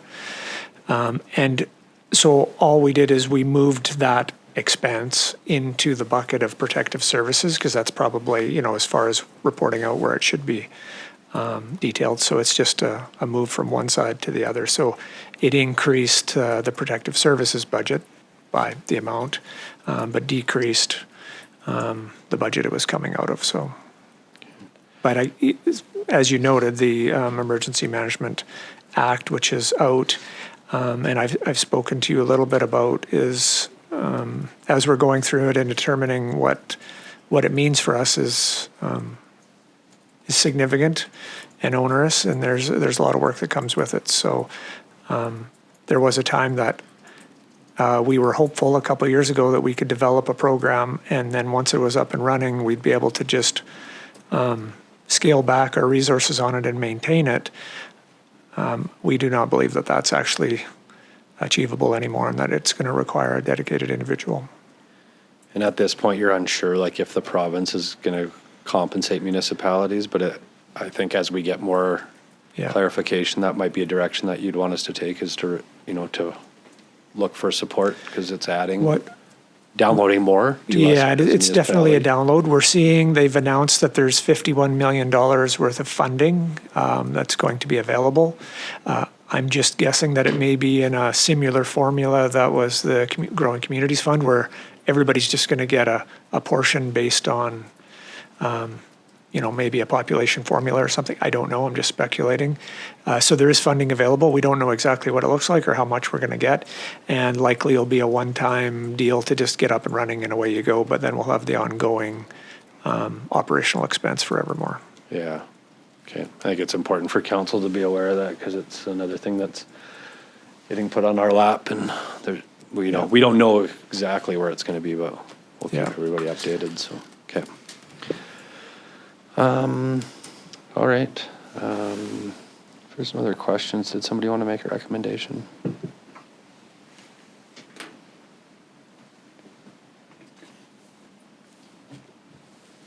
Councillor Parslow.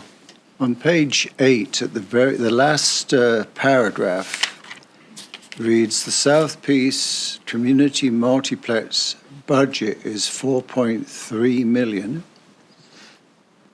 and is inclusive of the Ovintiv Event Centre, 2 million, Ken Barrett Aquatic Centre, 1.9, Lakota Centre, 158, Climbing Wall, 80, and exterior and overall complex repairs and maintenance, 160. I'm surprised at that last figure. The impression I had was that the city needed to be spending a figure much larger than that each and every year.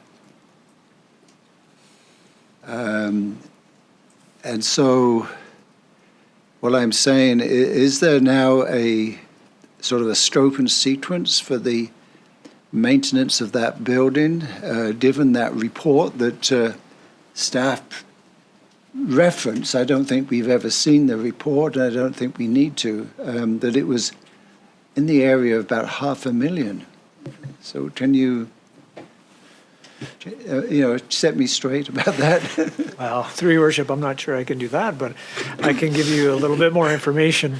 So what you're seeing there is you're probably right. We should be spending more. But when we sit in the room and look at how much money we've got to work with and all the priorities, you end up getting really just triaging and dealing with, the bare minimum in a lot of cases. So no, we're not actualizing that plan nearly as much as we should. And that's probably no different than the asset management plan we're going to get here in a few months. That's going to put us in that same situation. But it helps guide where we do spend some of that money. Right. So the debt retirement on this building is not referenced in this scenario. So that's, what is that still, about 700,000 a year? Through your worship, I did see that last night as I was going through my budget binder. It's 2027, I know, when it's due. Retired, yeah. I'll find that. We'll find it and see. And I think Ryan had a comment on the maintenance budget, if that's okay.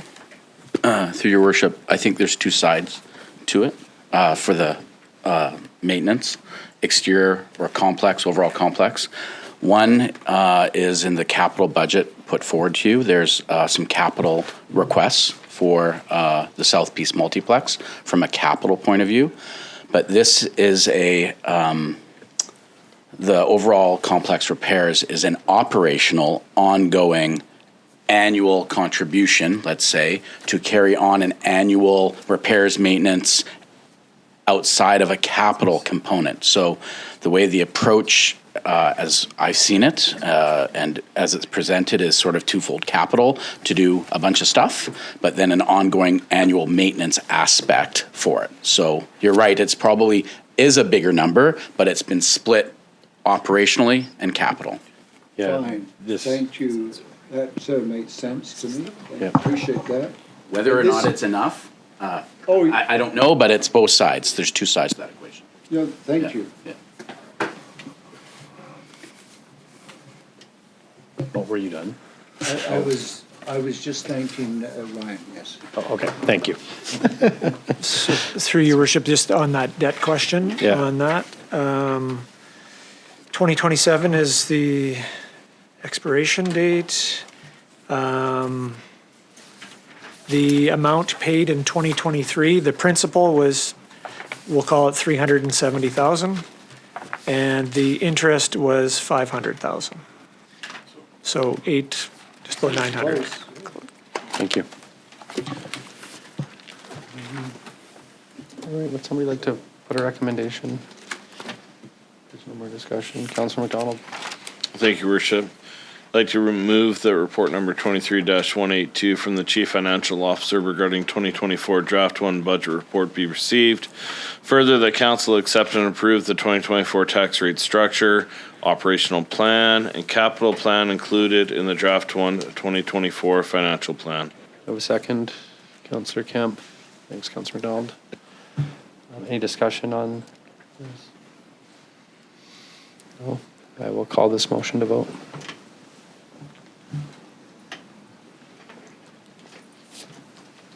Vote is closed. It's carried. One opposed, which I didn't see. Who was opposed? Councillor Parslow? Yeah. Councillor Polarslow opposed. All right, there's a second recommendation. Councillor McDonald? Thank you, Worship.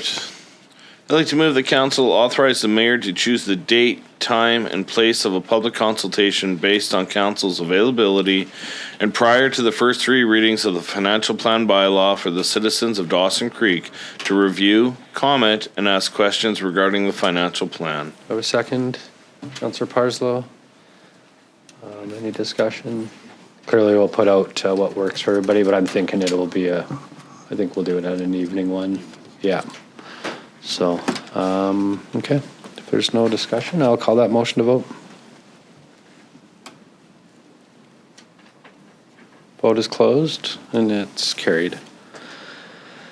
All right, next on the agenda, 9.5, we have report number 23-183 from the corporate officer regarding the Dawson Creek Library Board appointments. Councillor Kemp.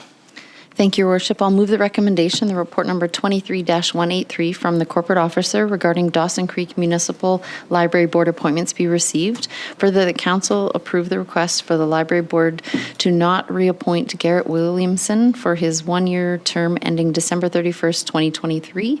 Further, that Betty Good, City of Dawson Creek resident, be appointed for a 1-year term ending December 31st, 2024 to fill the vacancy. And finally, that Councillor Apollonio, a representative for the City Council, be appointed for a 1-year term ending December 31st, 2024. Thank you, Councillor Kemp. Do I have a second? Councillor Apollonio, any discussion? Councillor McDonald? Just a comment, maybe, in regards to Mr. Williamson. I'm wondering if the rule was if you missed 3 in a row, you would face discipline. Why they waited for 6 missed meetings, why they waited that long and worked shorthanded that long. That would be my only question. I don't have that answer. I'm not sure. No. Kevin? Yeah, through your worship, we don't have that information, just Okay. notified Just, by the board. Yeah, just a point, Okay. right? So, Okay. Thank you, Councillor McDonald. Any other discussion? No? I'll call that motion to vote.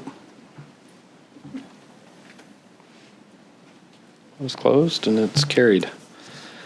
Next order of business 9.6, we have report number 23-185 from the General Manager of Development Services regarding damaged water meter policy review. Councillor Parslow. Move that report number 23-185 from the General Manager of Development Services re-damaged water meters policy review be received. Further, Council repeal the damaged water meters policy. I have a second. Councillor Sudnick. Any discussion? No. All right, I'll call that motion to vote. Oh, carried. I closed the vote before you gave me the nod, but it was the right timing, so. Next, 10 bylaws. I don't think we have anything in bylaws. Next, 11 mayor's business, 11.1 mayor's updates. Through these. So Minister Farnworth reached out to me, it would have been a couple of weeks ago, just with obviously the rise in gun violence we had in our community, really expressing that the province was behind us and sending support up and help. And we had a good conversation just about, we appreciate that one. Another is, how do we get to the point where we can, move past this and look at other, policies and, the criminal code, which is federal, which, have all assisted us getting to that level in our community. So we had some good dialogue around that, and definitely will probably be more to come. But nonetheless, it was, we were thankful that, the province and, the North District really worked with the RCMP to get support here and to help and continuing to do that. So. Also, it was a busy time dealing with a lot that was going on then, but I also did talk to Bob Zimmer, our MP, so I'm going to work with Bob a little bit, just how we can share this, what happened in our community and how it could have potentially been a lot worse and impacted our community, and just bring that to Ottawa on some of the struggles that we're having with the nonviolent issues that get to a violent issue. So I have had that. And I have a meeting coming up with Bob in the future as well, just around that. So I wanted to touch on that. I had a meeting with Heather from Co-op. The last couple of weeks have been a blur, but I think that was last week. And just another, the co-op to me is such an amazing contributor to our community in a lot of areas. But number one, they just really try to do what's right for our city as a whole. And it's definitely one of their mandates. And it was just, nice to visit with Heather, catch up, and just, hear a lot of what the co-op's doing. But I really look up to them and their leadership style and what they do in our community. They're definitely one of the leaders. So, tourism plan, I had a meeting with, I know there's a tourism study getting done, but I had a meeting with them. Talked a lot about them getting engagement from stakeholders. So I passed on some individuals that I know and that have reached out about tourism. We've had some emails as well on ideas on tourism. So we've passed that on to the group to reach out. So just wanted to touch on that. Social media, we've started, Melissa has been pushing, the mayor's office page and just really getting the voice on what we're working on. So we got some neat things that we've done. There's been a couple one longer video that will be coming out that a resident kind of interviewed me on just how the first year was, but we're completely open to ideas from the community or council on how we can utilize that the best to communicate to our residents in the city and really get our message across. And really, it's just about opening that door, and which we have an open door, and we're really open to any suggestions. And my door is always open to talk to anybody in the community, no matter what it is. Nothing's too small or too big. It really is just open. I'm here. That's why I'm here, is to listen. So touch on that. The Winter Wonderland, I just wanted to give a shout out to the city staff for organizing this. It was done on last Saturday, I believe. There was over a couple hundred people that participated in it. And I also wanted to give a shout out to the team for organizing it. Also a shout out to Young Life and Bryce from there as being part of it. And then there was some co-sponsorship with it. So I'm going to look over at Melissa, and was it Toyota? Yeah, and a shout out to Toyota for sponsoring that with the city. So, so thank you for that.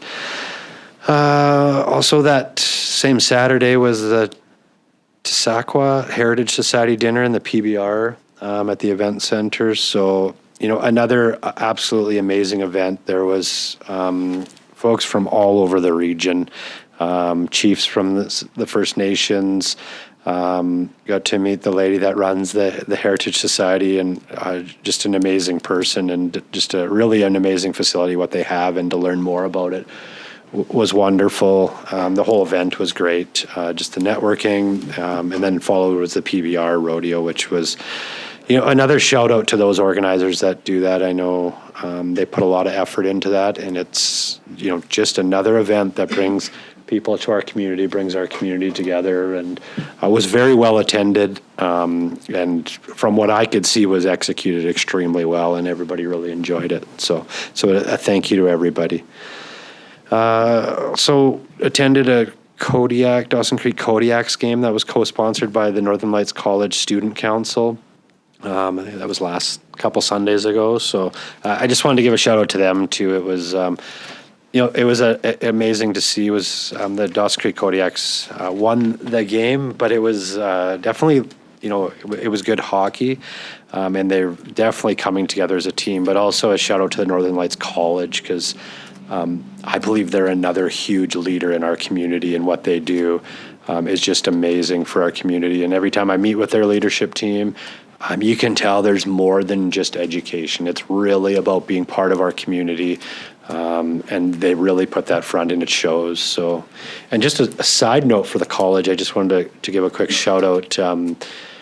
The Christmas, or their season decorations, the Christmas decorations at the college is absolutely beautiful. So I really believe it.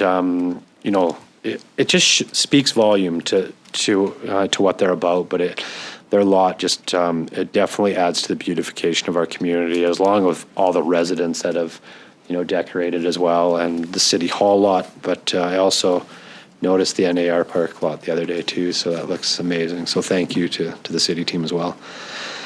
Next, the AAA High School Provincial Volleyball Championships. We touched on that this morning, but just a huge shout out to the city team. I know it was mentioned in their opening ceremonies. I believe it's Derek with the city who they said just went above and beyond the call of duty to work with them.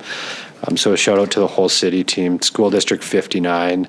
That partnership, it wouldn't happen without that. So it's just a real shout out to them, and just that working relationship that we're building with them moving forward.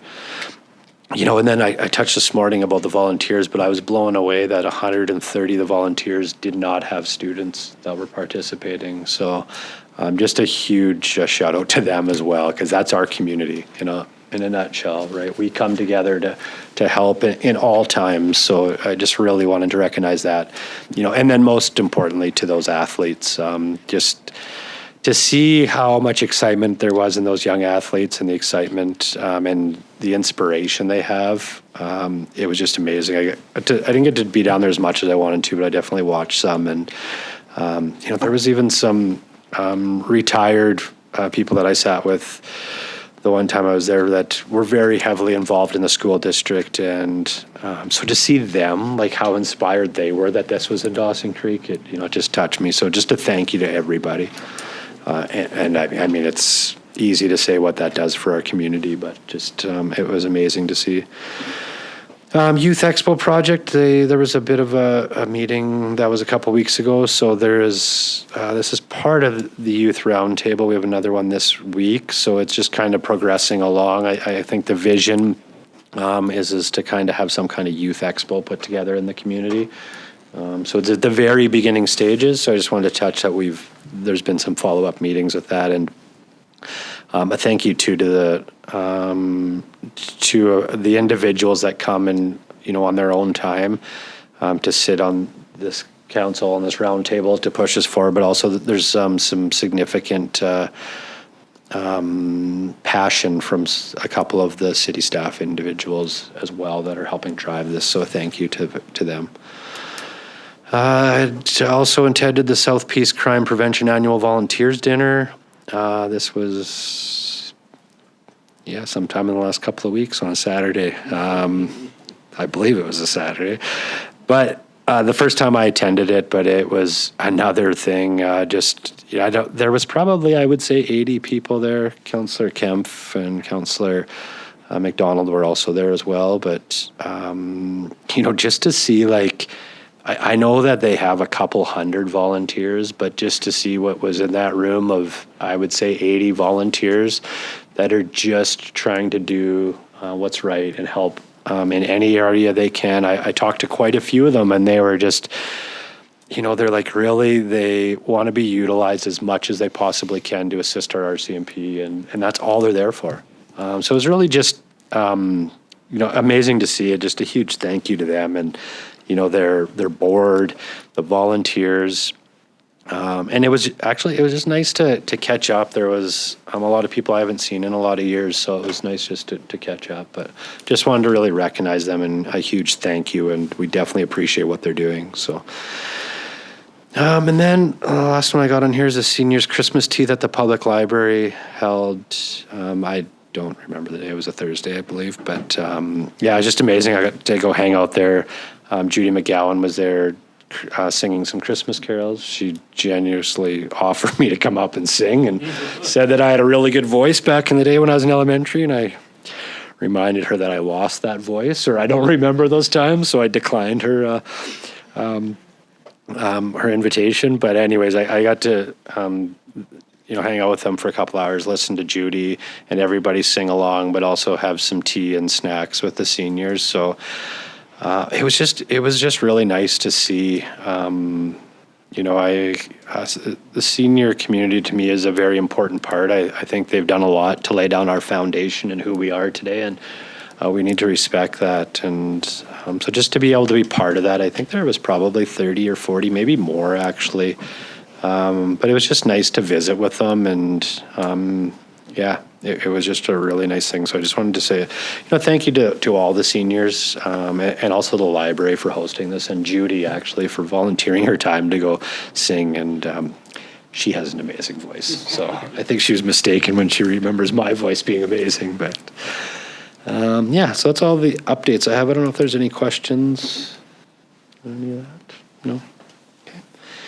Next, 11.2, we have a memo for myself regarding a letter to Minister or Jennifer Whiteside, the Minister of Mental Health and Addictions. Councillor Parslow.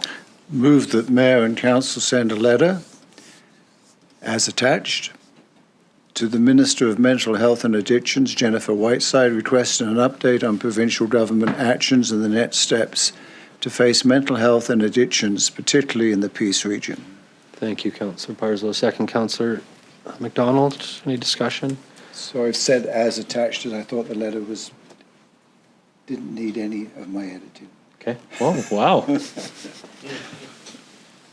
There might be this amazing person that sits on the other side of the wall that wrote that with me, so I won't take any credit for it. Okay. Thank you. Any other discussion? I obviously just felt like this was important that we get this out with what's going on in our community, and just getting colder, and worried about some of the concerns that are out there with the homeless population, and I want to see where it's going, and we're going to continue to push forward with this. So, yeah.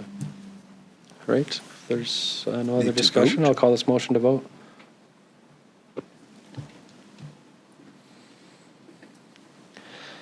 Vote is closed, and it's carried. I guess one thing I did miss just on my updates with Minister Farnworth is we are similar to the letter to Minister Whiteside, where there'll probably be another one coming in January to Minister Farnworth too, as well, just with all the rise in what we've been seeing, and there might be one federally as well. So it's just something that I've been working on and trying to get all the details together. So. All right, our next order of business is 12, Chief Administrative Officer Operational Updates. Kevin. Thank you, Your Worship. Just one quick update. I had a discussion last week with some members from the province regarding a situation table initiative that they have up and running in various communities in the province. And so I'll be bringing some information forward to council, hopefully here in the new year, to once I get more info on it. But it's a table where, very similar to the community action group, of of where you get all the agencies and players at the table, but but specifically trying to deal with a particular issue, and put the the individual or whoever might need the assistance in touch with the agencies or groups or supports. It sounds very promising. There is support from the province to help getting up and running and some training.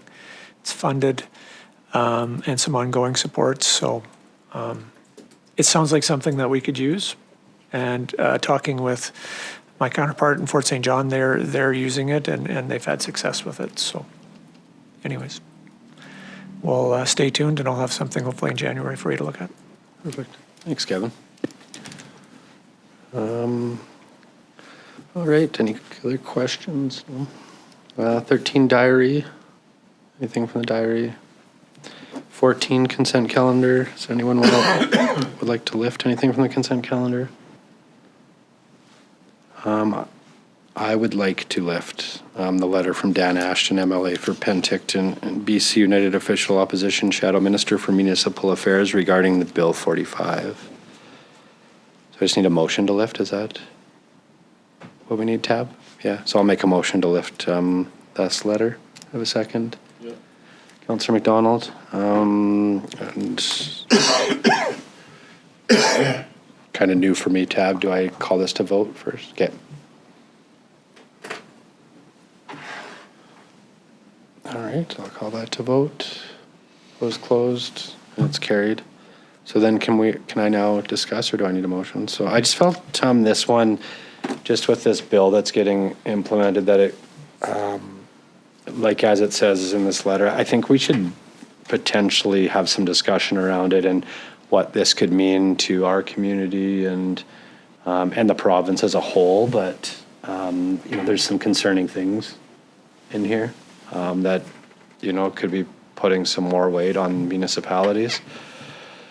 So I felt like we needed to have some dialogue around that. I don't know if anybody else, had any opinion on it, or if we, look at writing a letter or getting even more information on this so that we can maybe,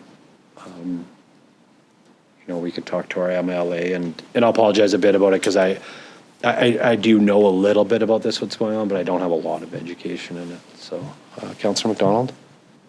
Thank you, Worship. I agree. I think maybe some open dialogue with our own MLA, Mr. Bernier, about this, and just further insight into it would be great for us, and to decide if it is something that we need to advocate against or for, or et cetera. Yeah. So do we need a motion for that, or is that, yeah?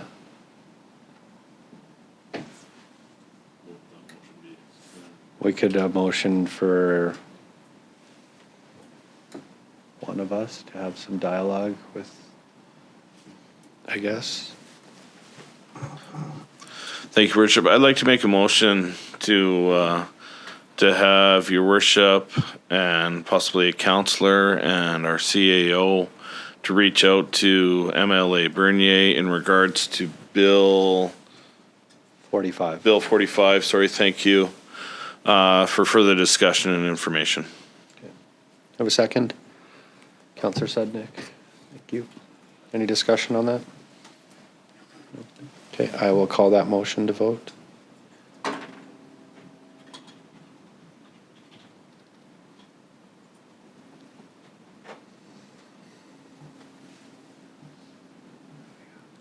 There we go. I'm too slow for Councillor Parslow, I'm sorry. The vote is closed and it's carried. So then do we need a motion to receive the rest of the consent calendar? Okay. Is there a councillor that would like to? Councillor Apollonio, second. Councillor Kemp. I'll call that to vote. Oh.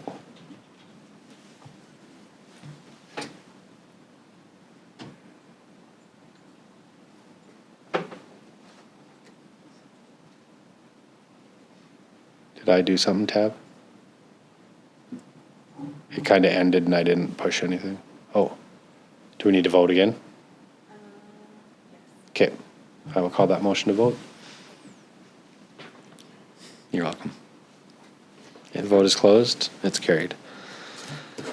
All right, next, media questions. There's no media. 16, do I need a motion to recess to close? Because we're going to probably take a lunch break as well. Should I recess to close and do that motion now? Yeah. Okay, I'll make a motion to recess to closed to discuss agenda item 4.1 and 5.1, section 90 minutes as previously noted. Agenda item 3.1, section 91J, information that is prohibited or information that if were presented in a document would be prohibited from disclosure under section 21 of the Freedom of Information and Protection of Privacy Act. Agenda item 7.1, section 91E, the acquisition, disposition, or expropriation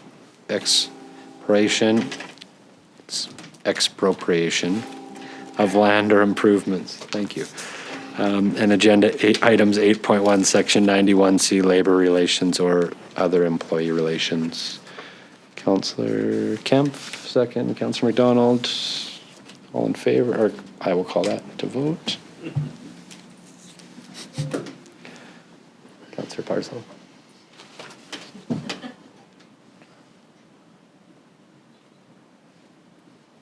Look, he used that yes button so much you broke it. It's not letting him vote.